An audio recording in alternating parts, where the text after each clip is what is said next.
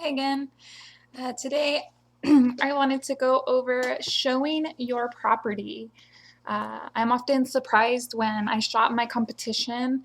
Uh, I'm going to be a little bit critical of leasing agents and things like that, but I'm surprised sometimes at maybe a personal opinion about a current tenant they give me, or how they kick a piece of trash that's in their way, just certain things. So if you're getting into this, go and shop your competition. You're going to need to know the things they offer anyways. But then you can kind of watch how they do things, and if you see something they like, you can use it. And if you see something you don't like, you know not to use it.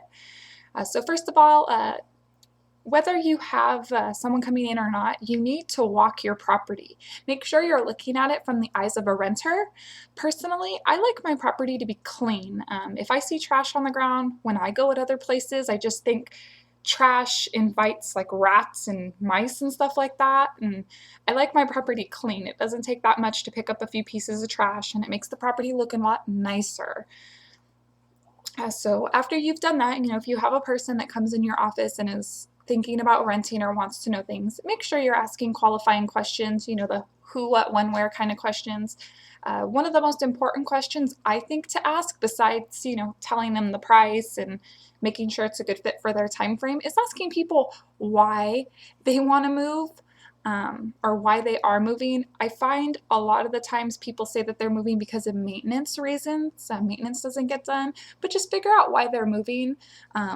A couple of instances, if you have a couple who's real quiet, goes to bed early, you're not going to want to put them next to the person that you have to go to their place once a week and tell them to turn the music down, because then you're going to have new people in there who are going to be complaining. They're not going to be very happy. That's not going to be a good fit, and that's not going to make your life easier. So make sure you're asking good qualifying questions. My property right now, for instance, we don't accept pets. So I don't want to waste my time. I don't want to waste their time. So it's one of the first things I ask people: do you have any cats or dogs? Also, know your tour. You're kind of an actor. You're on stage. Be ready to perform. I have a pretty set thing that I know to say that flows real well for me if someone is quiet. Some people, they just want to observe. They want to look back.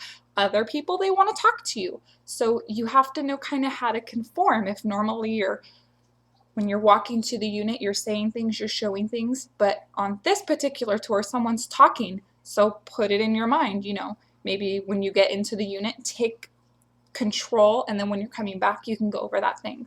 But at the same time, when that person's telling you stuff, you need to listen, because some of these things might be really important to you.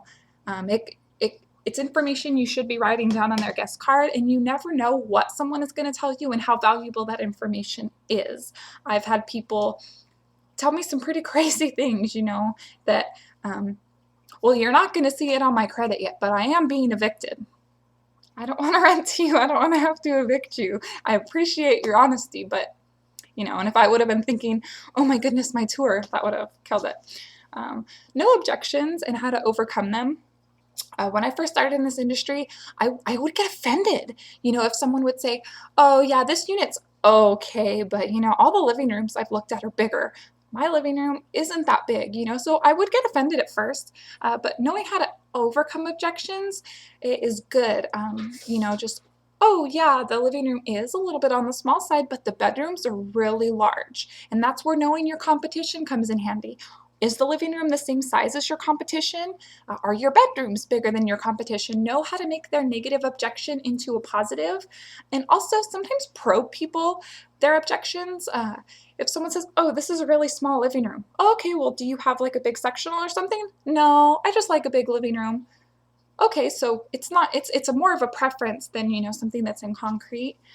So after you're done, if you've showed them the property, they seem to like it, they're doing things like this, and, oh, will a king bed fit in here, whatever. You can kind of tell body language and questions. If people like it, invite them to apply.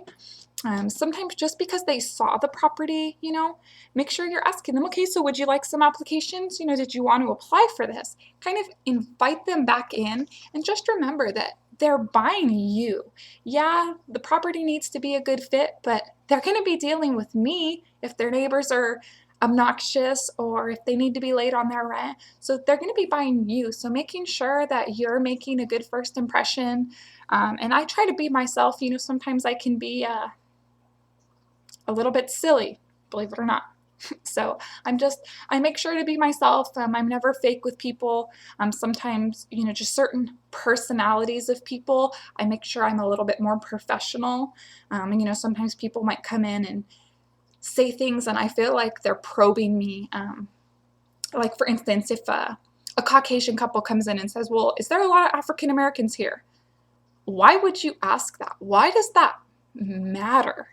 Okay, you have to think there's a reason. Why are they asking? Are they asking it for noise or crime, or what are they really trying to find out? But if someone's asking me those silly kinds of questions, I need to be really professional with them because I almost feel like they're looking for trouble. All right, so these are just some of the things that I think are important for showing your property. I hope that you can use these tips. Good luck.